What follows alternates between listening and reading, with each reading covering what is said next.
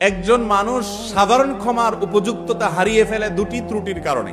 বিভিন্ন হাদিস থেকে আমরা জানতে পারি যেই দিনগুলোতে, যে রাতগুলোতে, বিশেষ সময়গুলোতে আল্লাহ তাআলা গণহারে মানুষকে মাফ করেন, দুই ধরনের অপরাধ যারা করেন তাদেরকে আল্লাহ তাআলা গণহারে গণ ক্ষমা থেকে বঞ্চিত রাখেন, এই সুযোগ তাদেরকে দেন না। কারা? এক নম্বর হলো মুশরিক, আরেকটা হলো মুসাহেন। যে ব্যক্তি শিরকে লিপ্ত এই ব্যক্তি গণ ক্ষমা পায় না। নাম্বার দুই, যে ব্যক্তির অন্তরে অন্যদের প্রতি শত্রুতা আছে, বিদ্বেষ আছে, হিংসা আছে, এই ব্যক্তি গণ ক্ষমা পায় না।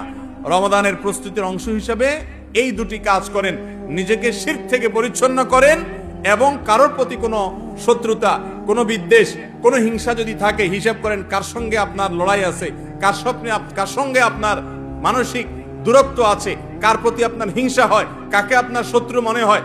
রমজান উপলক্ষে সাধারণ ক্ষমা আপনিও করেন, যে আমি সবার ব্যাপারে মাফ করে আমার অন্তরটাকে পরিষ্কার করে নিলাম, নিজেকে প্রস্তুত করলাম সাধারণ ক্ষমার জন্য। এটাও রমজানের প্রস্তুতির অংশ।